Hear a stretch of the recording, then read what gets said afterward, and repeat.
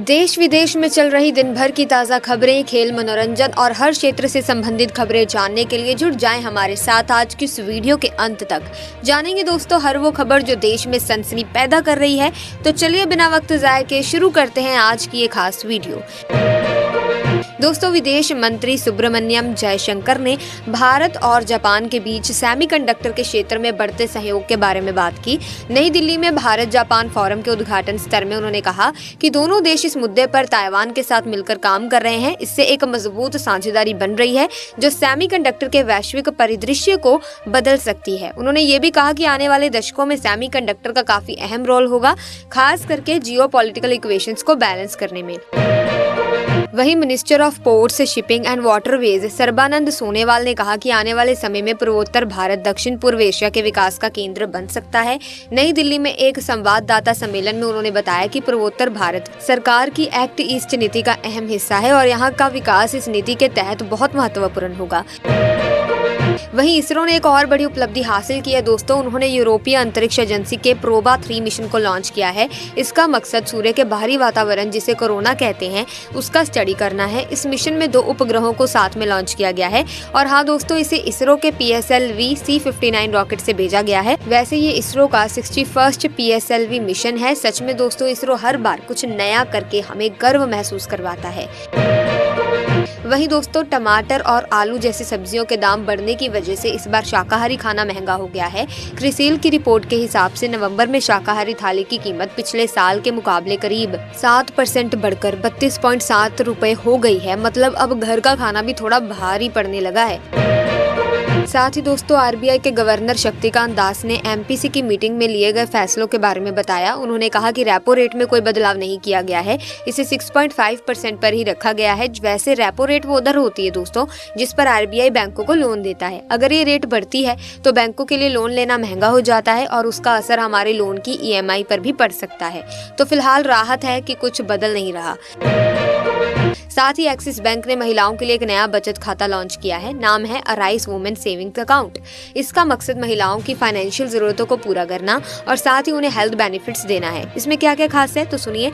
इसमें महिलाओं के लिए डेडिकेटेड फाइनेंशियल एक्सपर्ट्स होंगे, स्टॉक इन्वेस्टमेंट के लिए कस्टमाइज्ड बास्केट भी दी जाएंगी और सबसे अच्छी बात ये उनकी हेल्थ, लाइफस्टाइल और फैमिली से जुड़ी मदद भी ऑफर करता है। इसी के साथ यूपी सरकार ने प्रयागराज के संगम एरिया को अब नया जिला घोषित कर दिया है। नाम रखा है महाकुंभ नगर। सुनने में तो काफी इंटरेस्टिंग लग रहा है। और हाँ, प्रधानमंत्री नरेंद्र मोदी भी 13 दिसंबर को प्रयागराज आने वाले हैं। वो महाकुंभ 2025 की तैयारियों का जायजा लेंगे और साथ ही कई प्रोजेक्ट्स का उद्घाटन भी करेंगे। अब देखना ये होगा कि इस बार का महाकुंभ कितना ग्रैंड होता है। वहीं स्टेट गवर्नमेंट ने AI को बढ़ावा देने के लिए गूगल के साथ समझौता किया है। इस डील के तहत गूगल स्टूडेंट्स को AI स्किल से सिखाएगा और छोटे बिजनेस स्टार्टअप्स को भी ट्रेनिंग देगा। ये कदम युवाओं और इंडस्ट्रीज के लिए काफी फायदेमंद होगा। सो खबरों का सिलसिला इसी तरह से चलता रहेगा। लेकिन अगर अभी तक आपने चैनल को सब्सक्राइब नहीं किया तो जल्दी से चैनल को सब्सक्राइब करके बेल आइकन को प्रेस कीजिए ताकि नए वीडियोस की अपडेट आपको मिलती रहे। इसी के साथ कर्नाटक के मंत्री और कांग्रेस नेता प्रियांक खरगे ने एक बार फिर भाजपा सरकार और ईडी पर जमकर निशाना साधा। उन्होंने ईडी को गुलाम निदेशालय कहते हुए आरोप लगाया कि ये दरअसल भाजपा सरकार की कठपुतली बनकर काम कर रहे हैं। यूपी के संभल जिले में हुई हिंसा की मजिस्ट्रियल जांच के लिए डिप्टी कलेक्टर दीपक चौधरी ने अब 9 दिसंबर को सबका पक्ष सुनने का दिन तय किया है। इससे पहले सभी संबंधित अधिकारियों जैसे कि CEO संभल, SGM कोतवाल और हल्का उप निरीक्षक को नोटिस जारी कर 30 नवंबर को बहजोई में अपना पक्ष रखने के लिए कहा गया था। वहीं रूसी राष्ट्रपति व्लादिमीर पुतिन ने हाल ही में प्रधानमंत्री नरेंद्र मोदी और मेक इन इंडिया की खूब तारीफ की। उन्होंने कहा कि भारत में निवेश करना फायदेमंद है और रूस जल्द ही भारत में मैन्युफैक्चरिंग साइट स्थापित करने जा रहा है। साथ ही दोस्तों OnePlus ने भारत में अपने प्रोडक्ट और सर्विसेज को और बेहतर बनाने के लिए अगले 3 सालों में 2000 करोड़ का निवेश करने की घोषणा की है। इस निवेश को एक स्ट्रेटेजिक विजन के तौर पर लॉन्च किया गया है जिसे प्रोजेक्ट स्टारलाइट नाम दिया गया है। इसका उद्देश्य कंपनी के भविष्य के निवेश को गति देना और भारतीय बाजार में अपनी स्थिति को मजबूत करना है। वहीं नागा चैतन्य और शोभिता धुलीपाला ने हैदराबाद के अन्नपूर्णा स्टूडियो में तेलुगु परंपरा से शादी की। शादी का सेटअप मंदिर थीम पर था और दोनों ने 8:13 के शुभ मुहूर्त में वचन लिया। ये शादी अक्किनेनी नागेश्वर राव की प्रतिमा के अनावरण के बाद पहला बड़ा उत्सव था जिससे ये खास बन गया। दोस्तों BAPS एक प्रमुख हिंदू धार्मिक संगठन है जिसका मुख्यालय अहमदाबाद गुजरात में है। ये संगठन धार्मिक शिक्षा, समाज सेवा, स्वास्थ्य और शिक्षा के क्षेत्र में कार्य करता है। आज अहमदाबाद में इसका स्वर्ण जयंती समारोह हो रहा है जहां 1 लाख बाप्स स्वयं सेवियों को सम्मानित किया जाएगा। इसे प्रधानमंत्री मोदी जी वर्चुअली संबोधित करने वाले हैं। साथ ही गृह और सहकारिता मंत्री अमित शाह एक दिन के लिए गुजरात दौरे पर हैं। अहमदाबाद में वो ग्लोबल हॉस्पिटल का उद्घाटन करेंगे और गुजरात लोक सेवा ट्रस्ट के वार्षिक महोत्सव में भी हिस्सा लेंगे। वहीं देखिए दोस्तों अगली खबर, विदेश मंत्री जयशंकर ने बताया कि भारत, जापान और ताइवान सेमीकंडक्टर सेक्टर से मिलकर काम कर रहे हैं। ये साझेदारी सेमीकंडक्टर की दुनिया में बड़ा बदलाव ला सकती है और आने वाले दशक में इसका जियोपॉलिटिकल इक्वेशंस पर बड़ा असर होगा। वहीं राष्ट्रपति द्रौपदी मुर्मू अपने पैतृक गांव ऊपर बेड़ा गईं। वो वहां के सरकारी स्कूल में गईं जहां उन्होंने करीब 60 साल पहले पढ़ाई की थी। वहां उन्होंने कहा कि शिक्षा ही इंसान के पूरे विकास का रास्ता है। सोचो कितना इमोशनल पल होगा उनके लिए। राष्ट्रपति बनने के बाद पहली बार अपने गांव गई। साथ ही देखिए दोस्तों आज स्वास्थ्य मंत्री JP नड्डा हरियाणा के पंचकुला से TB से लड़ने के लिए 100 दिन का एक बड़ा अभियान शुरू कर रहे हैं। इसमें हरियाणा के CM नायब सिंह और स्वास्थ्य मंत्री आरती सिंह राव भी साथ होंगे। ये अभियान पूरे देश के 347 जिलों में चलेगा। बड़ा स्केल है दोस्तों, देखना है कि कितनी जल्दी इसका असर दिखता है। हरियाणा के CM नायब सिंह सैनी ने कहा कि शंभू बॉर्डर पर जो किसान आंदोलन कर रहे हैं उनमें ज्यादातर पंजाब के किसान हैं, हरियाणा के नहीं। और उन्होंने ये भी कहा कि हरियाणा के किसानों के लिए उनकी सरकार काफी कुछ कर रही है। मतलब पंजाब हरियाणा का अलग अलग मामला दिखा रहे हैं। साथ ही ठाणे में एक 54 साल के आदमी को साइबर ठगों ने 49 लाख रुपए का चूना लगा दिया। वो लोग खुद को सीमा शुल्क और CBI अधिकारी बताकर डराने लगे। कहने लगे कि उसके खिलाफ आपराधिक कार्रवाई करेंगे। बेचारा डर गया और पैसे दे दिए। दोस्तों आजकल बहुत ही चालाक लोग हैं, बहुत ही चालाक ठग हैं, तो आप उनसे भी बच के रहें। बात करें साउथ कोरिया की तो वहां पर मामला गर्म है। वहां के राष्ट्रपति यून सुक येओल के खिलाफ विपक्ष ने महाभियोग लाने की तैयारी कर ली है। अब तो उनकी खुद की पार्टी में भी लोग उनकी संवैधानिक ताकतें निलंबित करने की बात कर रहे हैं। मतलब राजनीति में पूरा बवाल मचा हुआ है। वहीं समाजवादी पार्टी ने बाबा साहब आम्बेडकर के परिनिर्वाण दिवस पर प्रदेश भर में कार्यक्रम किए और उन्हें श्रद्धांजलि भी दी। अखिलेश यादव ने पार्टी ऑफिस में कहा कि संविधान बहुत जरूरी है लेकिन भाजपा इसे कमजोर कर रही है और पिछड़े, दलित, अल्पसंख्यकों के अधिकार छीन रही है। उन्होंने ये भी कहा कि सपा संविधान और लोकतंत्र बचाने के लिए पूरी तरह से तैयार है। पूरा राजनीतिक माहौल इधर भी गर्म है। साथ ही यूपी में ऊर्जा क्षेत्र के निजीकरण को लेकर कई विभागों के कर्मचारी और इंजीनियर विरोध कर रहे थे। इस पर राज्य सरकार ने सभी विभागों, निगमों और स्थानीय प्राधिकरणों में हड़ताल पर रोक लगा दी। मतलब अब अगले 6 महीने तक राज्य सरकार के किसी भी विभाग के कर्मचारी हड़ताल नहीं कर सकेंगे। वहीं भाजपा नेता सुब्रमण्यम स्वामी ने राहुल गांधी की भारतीय नागरिकता रद्द करने की मांग की थी। इस पर दिल्ली हाई कोर्ट ने केंद्र सरकार से जवाब मांगा है। अब देखना है कि सरकार इस पर क्या कहती है। बाकी आपका क्या कहना है कि राहुल गांधी की भारतीय नागरिकता रद्द कर देनी चाहिए या फिर नहीं? कमेंट सेक्शन में अपने ओपिनियन हमारे साथ शेयर जरूर करें। साथ ही जलवायु परिवर्तन की वजह से दोस्तों पूरी दुनिया में पानी की कमी बढ़ती जा रही है। आबादी बढ़ने, औद्योगिकरण, शहरीकरण और फसल की तीव्रता की वजह से हर व्यक्ति को मिलने वाला पानी घट रहा है और सूखा बढ़ता जा रहा है।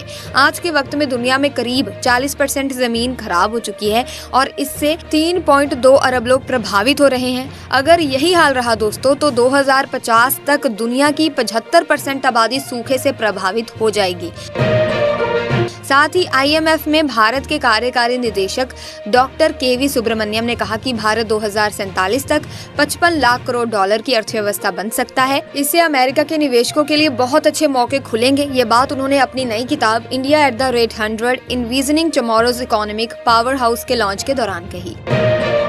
वहीं दोस्तों दीपिका पादुकोण इन दिनों अपनी बेटी दुआ की परवरिश में व्यस्त हैं। इस साल सितंबर में उन्होंने दुआ को जन्म दिया। प्रेगनेंसी के दौरान भी दीपिका काम कर रही थी लेकिन अब वो मीडिया से थोड़ा दूर हैं। हाल ही में लेकिन दीपिका दिलजीत दोसांझ के बैंगलोर कॉन्सर्ट में नजर आई। वो स्टेज पर गईं और दिलजीत को कन्नड़ की कुछ पंक्तियां भी सिखाई। वहीं दोस्तों सोने और चांदी के भाव की बात करें तो सोने का भाव दिल्ली में इस समय 89,150 रुपए प्रति 10 ग्राम पर स्थिर है। हालांकि चांदी में 300 रुपए की गिरावट आई है और अब ये 93,500 रुपए प्रति किलोग्राम पर पहुंच गई है। 99.5% शुद्धता वाले सोने का भाव भी 78,750 रुपए प्रति 10 ग्राम पर रहा। अब देखो सराफा बाजार में क्या बदलाव आता है। भारतीय रिजर्व बैंक के नवंबर के सर्वेक्षण के मुताबिक भारतीय परिवारों को लग रहा है कि आगे महंगाई और बढ़ेगी। इसके कारण उपभोक्ताओं का आत्मविश्वास भी कमजोर हुआ है। इस सर्वेक्षण में महंगाई के बारे में परिवारों की औसत धारणा 8.4% तक पहुंच गई है, जो सितंबर 2024 में 8.1% थी। वहीं राष्ट्रपति द्रौपदी मुर्मू ओडिशा में 3 नई रेल लाइनों की आधारशिला रखने जा रही हैं। इन लाइनों को मंजूरी प्रधानमंत्री नरेंद्र मोदी की अध्यक्षता में आर्थिक मामलों की मंत्रिमंडल समिति से मिली थी। राष्ट्रपति मुर्मू इस समय ओडिशा के 5 दिन के दौरे पर हैं और आज शाम दिल्ली लौटेंगी। वहीं भारत का विदेशी मुद्रा भंडार 29 नवंबर को खत्म हुए हफ्ते में 1.51 अरब डॉलर बढ़कर 658.09 अरब डॉलर हो गया है। इस बढ़ोतरी का मुख्य कारण विदेशी मुद्रा परिसंपत्ति में बढ़ोतरी है, जो अब 568.85 अरब डॉलर हो गई है। इसके अलावा विशेष आहरण अधिकार यानी कि SDR भी 220 करोड़ डॉलर बढ़कर 18.01 अरब डॉलर हो गया है। प्रदेश सरकार ने अपने विभागों, निगमों और प्राधिकरणों में अगले 6 महीने के लिए हड़ताल पर रोक लगा दी है। ये आदेश प्रमुख सचिव कार्मिक एवं देवराज ने जारी किया है। ऐसा माना जा रहा है कि ये कदम बिजली विभाग के कर्मचारियों की संभावित हड़ताल को रोकने के लिए उठाया गया है, जो निजीकरण के खिलाफ विरोध कर रहे हैं। साथ ही पार्टी के सूत्रों के मुताबिक इस बार के सर्वे में पार्टी को 2013 और 2020 जैसा माहौल नहीं नजर आ रहा। कुछ सीटों पर विधायकों के प्रदर्शन को लेकर कमजोरी भी दिख रही है और कुछ सीटों पर मौजूदा विधायकों के खिलाफ लोगों में नाराजगी भी बनी हुई है। चैंपियन ट्रॉफी की बात करें तो दोस्तों, चैंपियंस ट्रॉफी 2025 को लेकर भारत और पाकिस्तान के क्रिकेट बोर्ड के बीच अभी भी चर्चा जारी है। ये टूर्नामेंट फरवरी में होने वाला है, लेकिन अब तक इसका शेड्यूल तय नहीं हुआ है। 5 दिसंबर को हुई ICC की मीटिंग में भी इस पर कोई फैसला नहीं हो पाया। अब दोस्तों, इस मुद्दे पर एक नई मीटिंग की तारीख भी तय की गई है। साथ ही दक्षिण कोरिया के राष्ट्रपति यून सुक योल ने अपनी जनता से माफी मांगी। उन्होंने देर रात देश को संबोधित करते हुए कहा कि मैं सिर झुकाकर आपसे माफी मांगता हूं। मैंने सब कुछ अपनी पार्टी के ऊपर छोड़ दिया था। अब जो भी पार्टी तय करेगी मैं वही करूंगा। दोस्तों, खबरों का सिलसिला इसी तरह से इस वीडियो में चलता रहेगा, लेकिन अगर अभी तक चैनल को आपने सब्सक्राइब नहीं किया तो इसी तरह की वीडियोस देखने के लिए चैनल को सब्सक्राइब जरूर कर लें।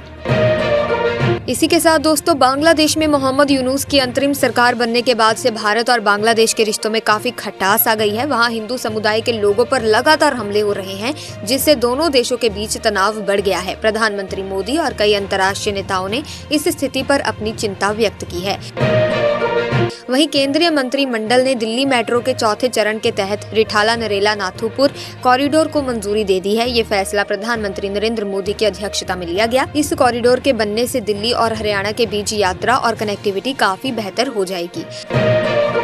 साथ ही केंद्रीय शिक्षा मंत्री धर्मेंद्र प्रधान नई दिल्ली में PM ई-विद्या DTH चैनल नंबर 31 का शुभारंभ करेंगे। इस कार्यक्रम में hearing empire child, special educator, hearing impaired community को मुख्य धारा में लाने वाले संगठन भी शामिल होंगे। साथ ही मारुति ने घोषणा की है कि 1 जनवरी 2025 से वो अपनी गाड़ियों की कीमतों में बढ़ोतरी करेगी। आने वाले साल में उनकी गाड़ियां मौजूदा कीमत से 4% ज्यादा बिकेंगी और ये बढ़ोतरी अलग अलग मॉडल पर निर्भर करेगी। तो सवाल उठता है कि मारुति ने ऐसा क्यों करने का फैसला लिया है।